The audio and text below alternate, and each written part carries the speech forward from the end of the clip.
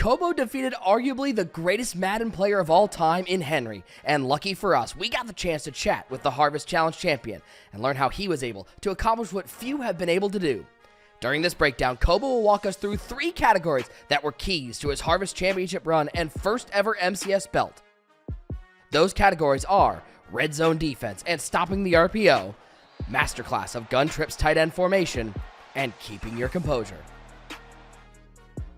Let's start with one of the biggest strengths in Cobo's championship run, red zone defense, especially defending the RPO. Early in his games versus Some Serious and Henry, Cobo displayed stingy red zone defense.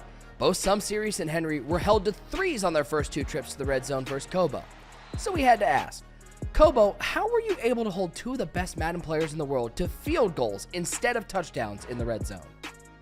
Nick, the key to successful red zone defense is stopping the run early so you can force your opponent to pass on 3rd down. He's just trying to throw this one away. 4th and goal. He throws this one away, forces 4th and 12. What is most effective in helping me stop the run in the red zone is my ability to shoot the gap with my user to make a tackle. To get good at shooting run gaps, just go into practice mode and set your defense up against the runs that are popular within the meta. This is a great way to get reps to ensure you are comfortable shooting the gap when it's time to stop the run in a real game.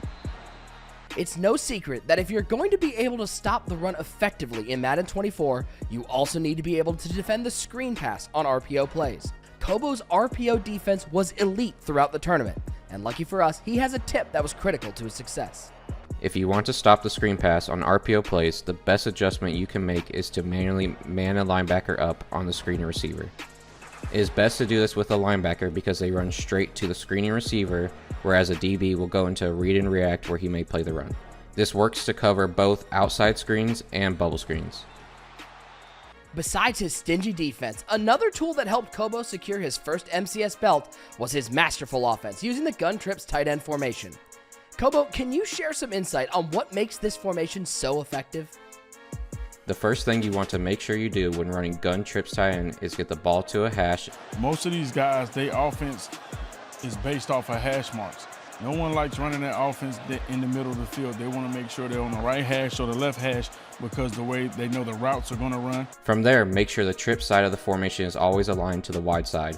This is going to give your wide receivers more room to create space.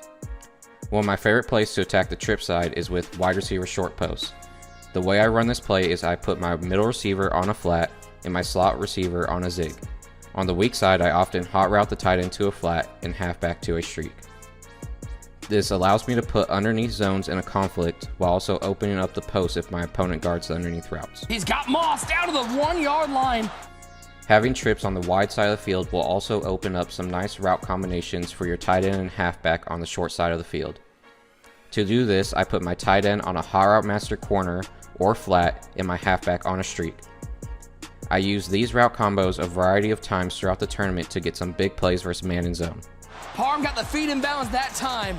Another key to being successful in the trip tight end offense is motion blocking with your slot receivers when you need extra protection. This is something I did throughout the tournament to help me buy more time in the pocket and better use my tight end and halfback in the passing game. Something I like about motion blocking in this formation is that it's hard for the defenses to adjust since the motion blocking happens so quickly. Lastly, you'll want to make sure you utilize your halfback in the pass game. Out of the backfield, it's Camaro with the catch. This can be executed using streaks and higher master angle routes. Great come on, Camaro. And there's your 6. And there's your 6. Zone, touchdown, Cobo. Keeping your composure when things don't go your way is pivotal to becoming an MCS champion. The confidence is crazy. 4 interceptions and he still let them cook. Losing that composure has resulted in countless losses for even the most elite players. That's not bad, bro! Oh my gosh! Stop!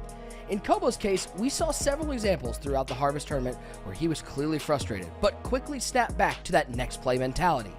This attitude helped Cobo overcome some bad breaks and become an MCS champion. Cobo himself called this out in his championship post-game interview as one of the keys to his success. It's just focus. I don't think change anything. Momentum isn't that big of a deal, so I was just locked in once we started back up. If there's one piece of advice I can give aspiring competitive Madden players, it's to work on your mental. Like I said, this is something I've worked on a ton. It was the final piece to becoming an MCS champion. Be sure to get in the lab and get ready for the next MCS tournament. Visit MaddenChampionship.com for more info.